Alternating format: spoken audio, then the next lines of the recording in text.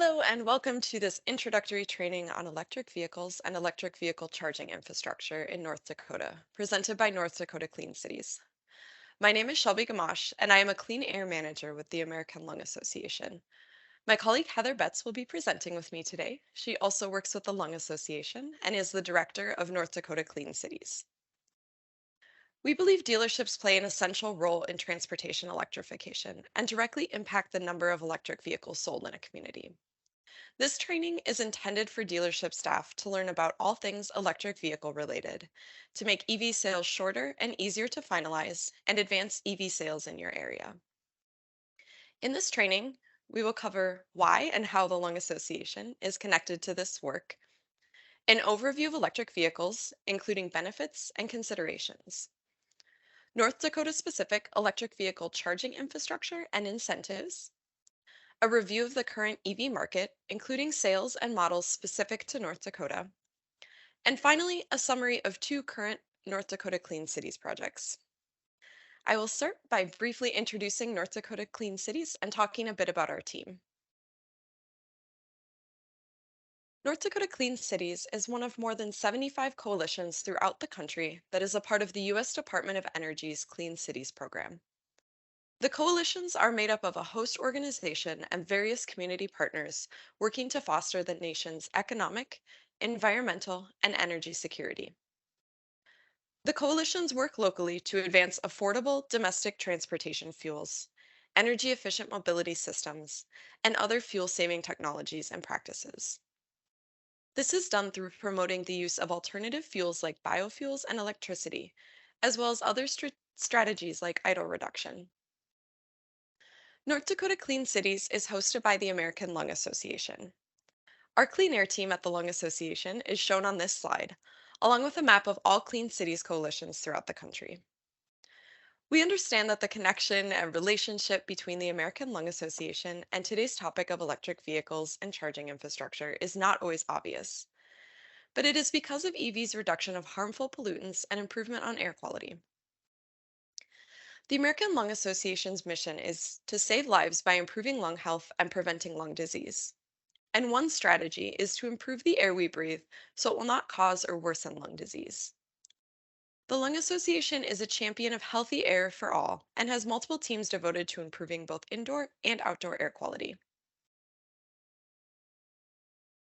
As mentioned in the last slide, Clean Cities coalitions are locally based with the ability to tap into national resources and networks. Our main activities are shown in the graphic here and include educating on how fuel and energy choices affect air quality, and also includes providing technical assistance to fleets. North Dakota Clean Cities continuously utilizes national resources to provide unbiased information and tools. Now that I've told you a bit about North Dakota Clean Cities and our team, let's begin with an overview of electric vehicles, which will frequently be referred to as EVs throughout the training. So what exactly is an electric vehicle? It's any vehicle that's powered by an electric motor and can plug into an external power source to charge its batteries. This definition separates EVs from hybrid electric vehicles, which are powered by an electric motor and a combustion engine, but cannot plug in to recharge onboard batteries. We will mainly focus on electric vehicles today, which include both all electric vehicles and plug in hybrid electric vehicles, referred to as PHEVs. EVs may be charged with energy from the grid using electric charging infrastructure. All electric vehicles, like the popular Chevy Bolt, use a battery with a large capacity to store electrical energy that powers the motor. All electric vehicles only use electricity as power. There is no other source of fuel. You may also hear all electric vehicles referred to as battery electric vehicles, or BEVs, as their batteries are charged by plugging the vehicle into an electric power source. Plug-in hybrid electric vehicles, or PHEVs, like the Mitsubishi Outlander PHEV, use smaller batteries to power an electric motor. However, they also use another fuel, such as gasoline, to power an internal combustion engine like a conventional vehicle. As their name implies, PHEVs can be plugged in to charge the battery. For PHEVs, the vehicle will continue to operate on conventional fuel like a hybrid electric vehicle when the batteries are depleted.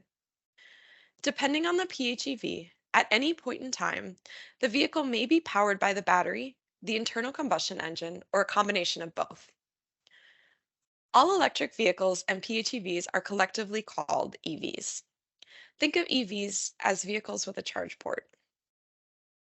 Another type of electric vehicle we will touch on today is hybrid electric vehicles like the Toyota Prius.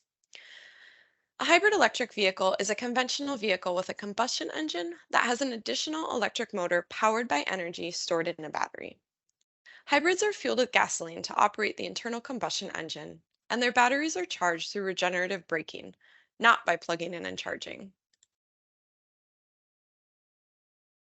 Here's a visual overview of the types of vehicles that use electric motors. It helps to understand EVs by comparing them with hybrid electric vehicles, which have been on the road for many years. EVs use a battery to store the electrical energy that powers the motor. EV batteries are charged by plugging the vehicle into an electric power source. While electricity production may contribute to pollution, EVs are considered zero emission vehicles because their motors produce no tailpipe exhaust while in use.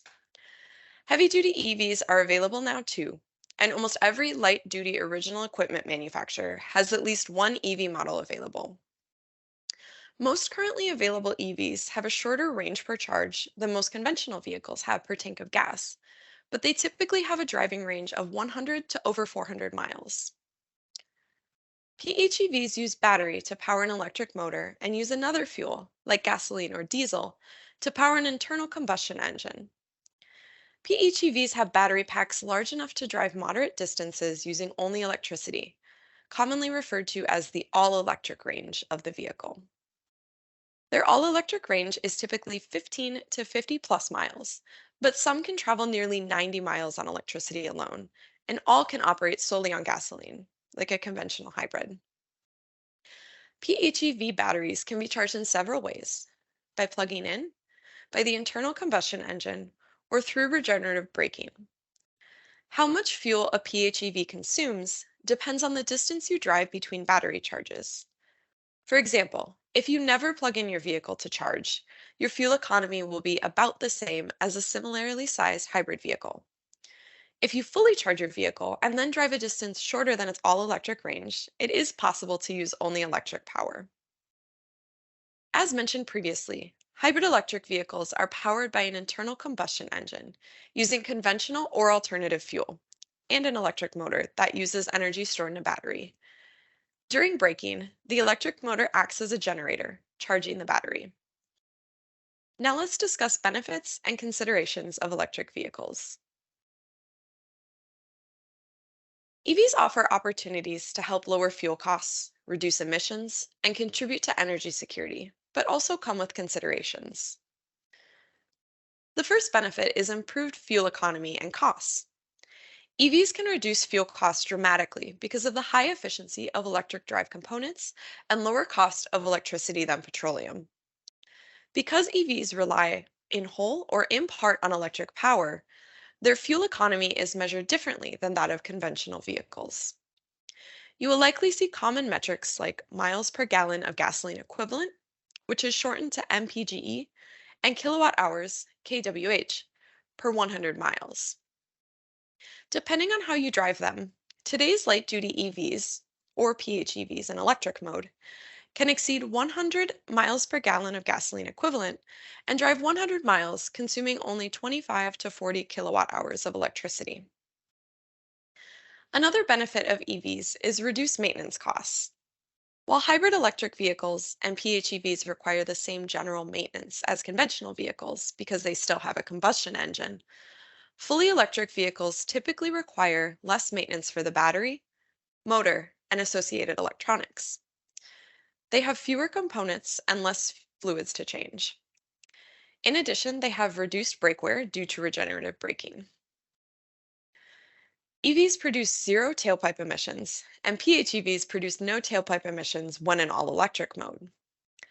The life cycle emissions of your EV or PHEV depend on the source of electricity used to charge it, which vary by region. In areas that use relatively low polluting energy sources to produce electricity, EVs almost always have a life cycle emissions advantage over similar conventional vehicles running on gasoline or diesel.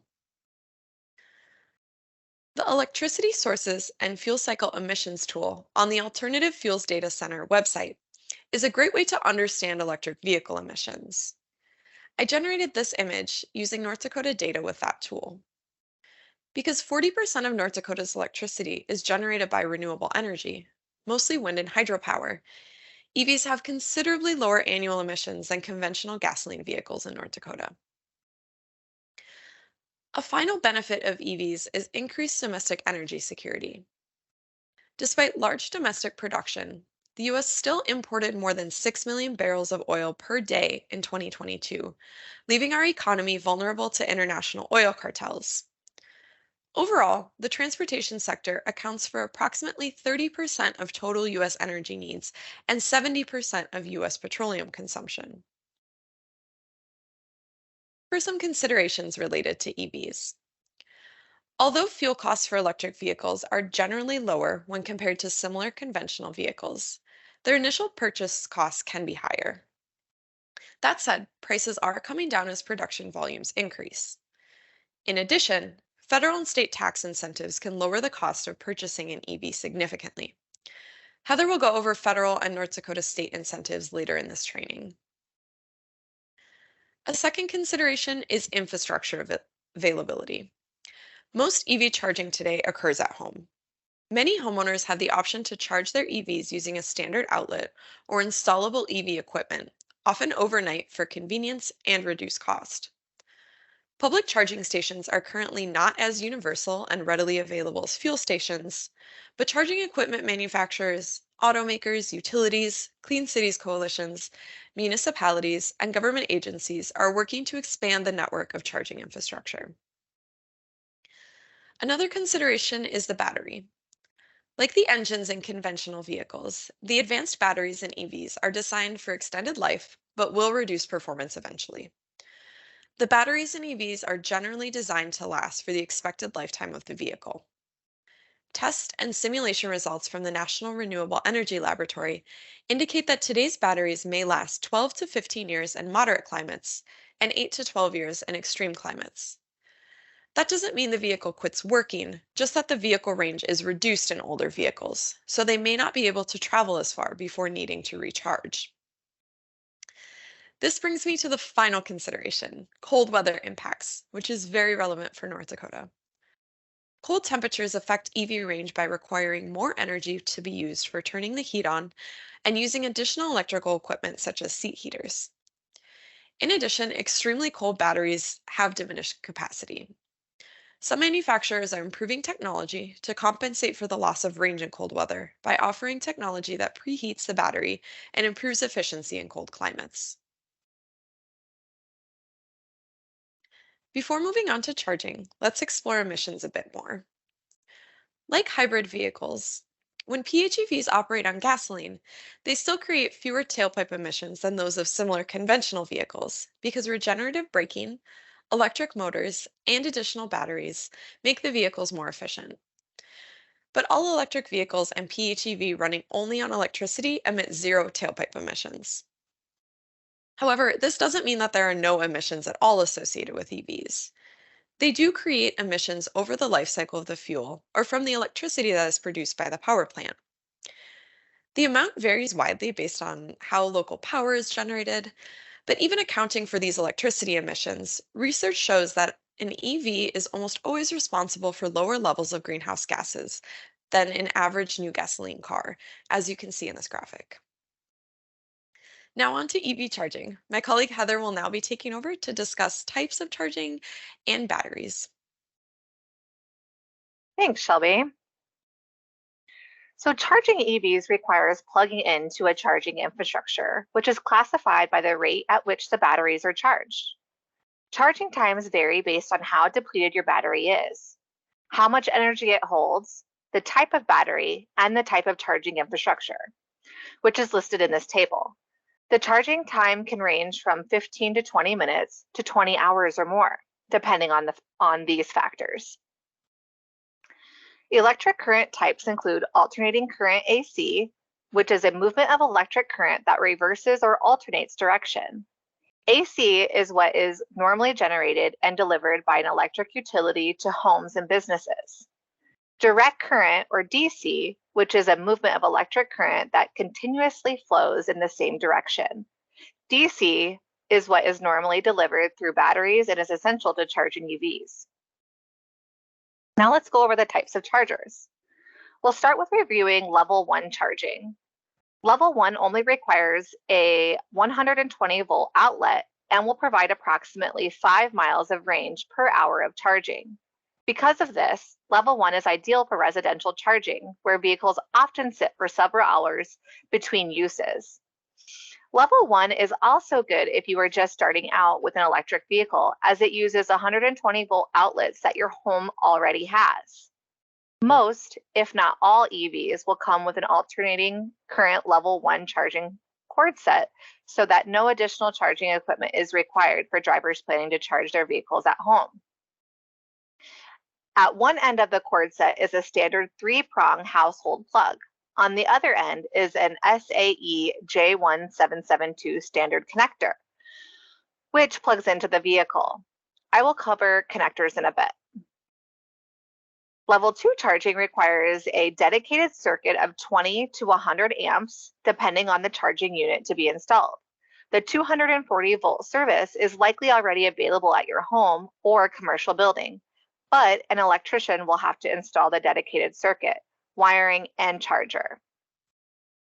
Level 2 charging units typically sit on a pedestal or attached to the wall, although portable units are also available that simply plug into a compatible 240-volt outlet that is similar to your home's clothes dryer outlet.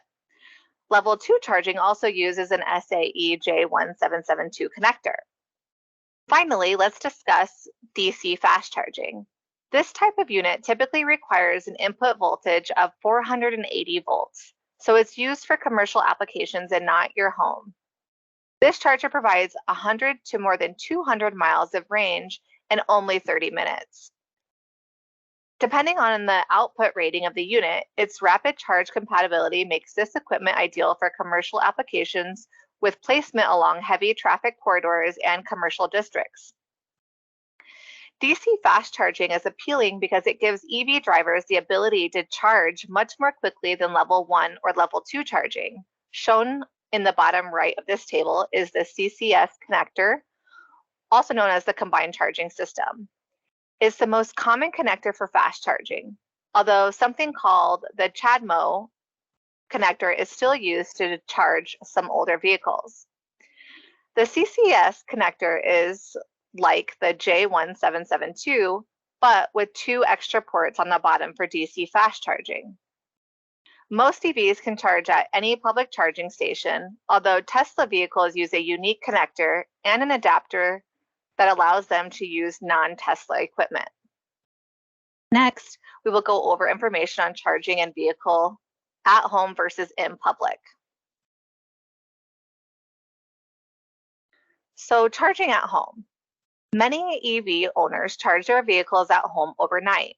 For this reason, 120-volt level 1 outlets and level 2 charging infrastructure are the primary options for homeowners. To install level 2 charging equipment, licensed electrical contractors can inform homeowners of their panel if their panel has adequate electric capacity for charging. Most people will prefer level 2 equipment for faster charging, but older homes might have insufficient electricity capacity. Homeowners can always add circuits to accommodate the capacity needed for level 2 charging. So charging in public. In addition to charging at home, public charging stations are becoming more widely available. They increase the useful range of EVs and reduce the amount of fuel consumed by PHEVs. For example, being able to charge at work can double the daily feasible commuting distance for the PHEV driver. General public charging will use level 2 or DC fast chargers to support quick charging. Charging stations are often located where parking is highly concentrated, like shopping centers, city parking lots, and garages, also at airports, hotels, government offices, and other businesses. A quick note before we move on. Depending on the situation, it can sometimes be difficult for residents of high density housing to find charging. Often, only on-street or common garage parking is available, but many programs are currently underway to address charging issues for multifamily housing. Next, we will briefly go over battery technology advancement. Did you know approximately 1/3 of an all-electric vehicle cost is the battery?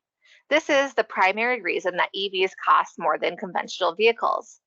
But this proportion is also dropping as battery costs drop, bringing EV costs closer in line with those of conventional vehicles. With the battery representing such a large portion of an electric vehicle's cost, reducing the cost is essential. Due to the industry and government research over the past decade, the average cost of battery pack has dropped 87% since 2010. On a per kilowatt hour basis, pack prices have dropped from more than $1,100 per kilowatt hour to less than $156 per kilowatt hour. Many experts estimate that a cost of about $100 per kilowatt hour would bring all electric vehicle cost to par with conventional vehicles. We will now discuss EV purchases, incentives, and the current future state of electric vehicle charging infrastructure in North Dakota. Earlier this year, the U.S. Department of Treasury and Internal Revenue Services released guidance that will lower consumer costs and help car dealers grow their businesses by increasing access to Inflation Reduction Act credits at the point of sale for new and previously owned clean vehicles. Researchers have found that consumers overwhelmingly prefer an immediate rebate at the point of sale. So, under the new Inflation Reduction Act provision, consumers can choose to transfer their new clean vehicle credit of up to $7,500 and their previously owned clean vehicle credit of up to $4,000 to a car dealer starting on January 1st of 2024. This will effectively lower the vehicle's purchase price by providing consumers with an upfront down payment on their clean vehicle at the point of sale, rather than having to wait to claim their credit on their tax return in the next year. Only vehicles purchased under the Consumer Clean Vehicle Credits are eligible for this benefit. North Dakota electric vehicles EV fee, owners must pay an annual fee in addition to other registration fees. The fee is $120 for all electric vehicles, $50 for plug-in hybrid electric vehicles, and $20 for electric motorcycles. These fees contribute to the Highway Tax Distribution Fund. North Dakota's Electric Vehicle Infrastructure Grant Agreement, the North Dakota Department of Transportation may accept federal or non-state funds to administer reimbursable EV charging grant programs. NDDOT may establish criteria for grant awards, including EV charging station operation and maintenance. EV charging stations that receive reimbursement grants must have a federal formula cost share between 10 and 80%. By July 1st of 2024, NDDOT must report on the deployment and administration of EV charging stations deployed using reimbursable grants.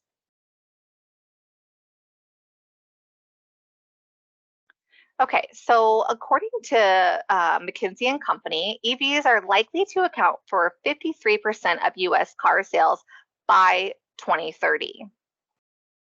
This will result from increasing consumer appeal for EVs and government pressure to create a greener society. Like President Biden's goal that by 2030, half of all new vehicle sales in the United States will be zero-emission cars. With the production of electric vehicles accelerating, it's important for dealerships to focus on training their sales team to become experts in EV technology. With the pending influx of first-time EV buyers, your dealership will be well equipped to provide seamless customer experiences and secure new business.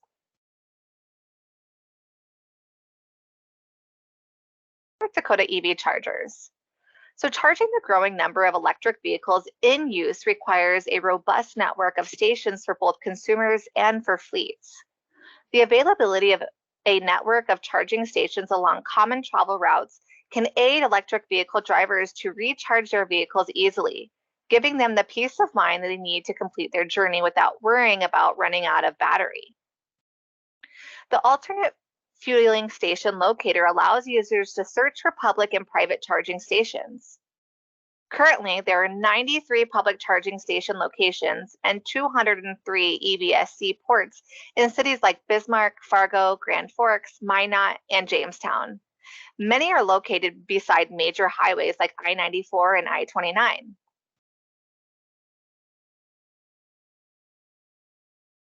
So I'll go over some funding opportunities. The federal NEVI program is intended to create a network of EV fast chargers across the country that provides reliable and consistent infrastructure to support long distance travel. The program aims to provide a nationwide network of EV chargers that ensures a convenient, reliable, affordable, and equitable charging experience for all its users. In the future, a national network of 500,000 charging stations is expected to be established throughout the United States. Most public EV charging stations are concentrated in the state's urban areas. And for North Dakota, the first phase of the program will build chargers no more than 50 miles apart and less than 1 mile off exits along I-94 and I-29, which are our alternative fuel corridors.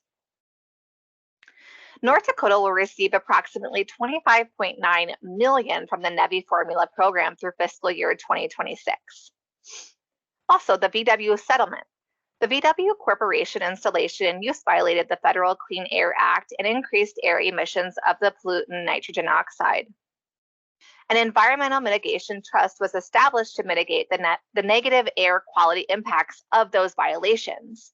So North Dakota's share of that trust is $5.8 million. 15% of the VW funding, around approximately $1 million, has already been allocated for building out electric vehicle charging infrastructure. The state has already spent this funding to build chargers that are now available for use. Okay, so additional details on National Electric Vehicle Infrastructure. The National Electric Vehicle Infrastructure Program, also known as NEVI, is intended to create a corridor of electric vehicle fast chargers across the country that provide reliable and consistent infrastructure to support long-distance travel. The program provides two funding categories of grants: AFC grants, also known as the Corridor Program, and Community Charging and Fueling grants, known as the Community Program. For the Corridor Program in North Dakota, the first phase of the program will build chargers no more than 50 miles apart and less than 1 mile off exits along I-94 and I-29, again, also known as our alternative fuel corridors. Each NEVI-funded DC fast charging station will have a minimum of 4 150 kilowatt combined charging systems and CCS connectors, and a minimum total station power of 600 kilowatts. For the community program, states are required to prioritize rural, lower income areas with multifamily dwellings and minimal private parking lots. And by focusing on bringing public accessible charging to underserved communities, the program aims to provide opportunities for all Americans to drive and charge electric vehicles. Upcoming installations. So this is our state plan here. North Dakota is growing the number of electric vehicles charging stations in 3 priorities. North Dakota's EV infrastructure goals are to complete a build out of existing alternative fuel corridors by 2026, maximize available federal funds to create an interconnected fast charging system that supports regional, national, and international travel, a comprehensive system that helps provide the traveling public with safe, convenient access to a variety of transportation and energy needs and options.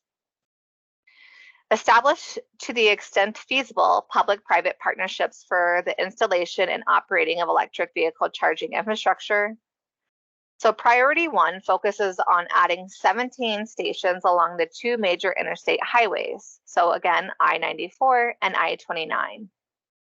And priority two will establish 16 stations throughout integral highways like 281, Highway 2, 83, and 85. With 9 stations, priority three ensures that the stations are arranged on other state roads. After the three phases are completed, almost all electric vehicle charging infrastructure will be located within a 50-mile diameter.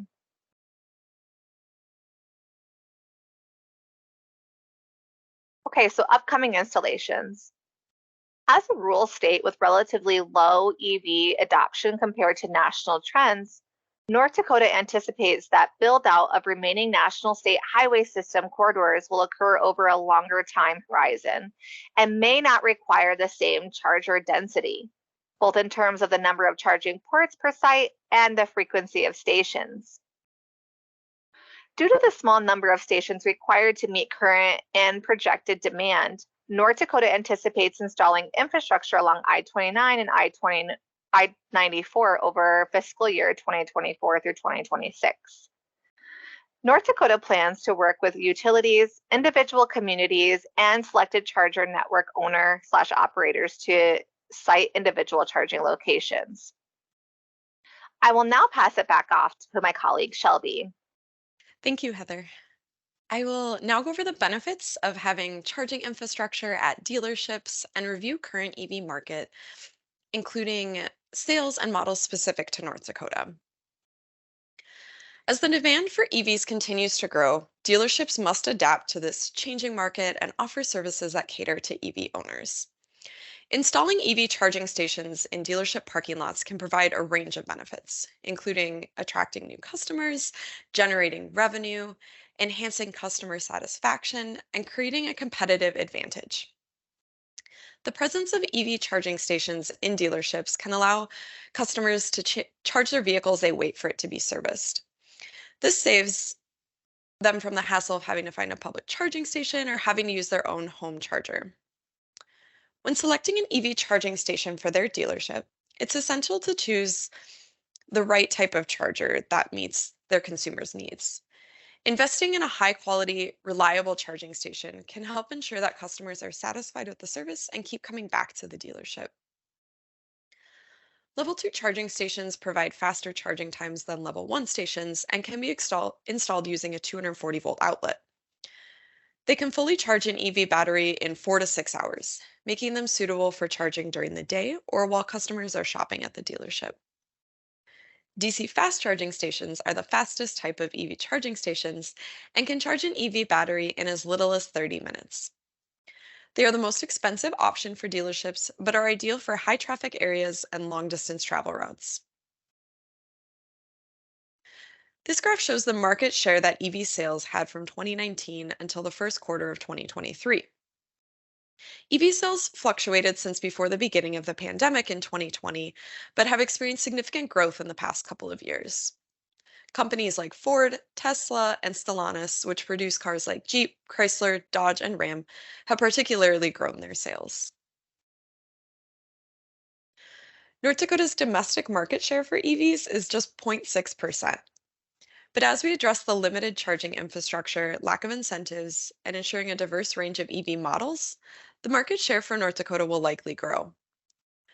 The graph below summarizes the current availability of EV models in our state and the number of upcoming models expected for sale. 63 EV models are currently on the market, and an additional 59 models are anticipated for upcoming releases. I will now talk a bit about the current EV market and then briefly explore the role of utilities and how they can provide value to dealerships. Electric vehicle range has improved significantly since some of the first EVs came on the market over 10 years ago. This graph from Shift to Electric shows the total range of popular, fully electric vehicles and PHEVs. At the bottom, you can see that even for one vehicle model, the Nissan Leaf, its range has improved significantly from the 2012 model to the 2019 model. EV range has steadily improved over the past few years due to a combination of larger batteries, improved efficiency, and increased prevalence of larger EVs. Many EVs now have a range of over 350 miles on a full charge, and this is expected to continue to increase with new vehicles. To stay up to date on what EVs are currently available across the market, along with important statistics like price, total range, charging rates, and battery size, we recommend going to evinfolist.com and downloading the most recent version of this report. It is updated every few months with new information and is a great resource to understand what's currently out there. Very briefly, this is a list of EVs coming to the US market in 2024 and 2025. While not comprehensive, it demonstrates that almost all light duty OEMs either currently have an EV model in their lineup or will have one in the next couple years. Now let's review a few examples of local and utility incentives and how they can add value to dealerships. EVs are generally charged while we're sleeping, with an estimated 85% of charging happening at home.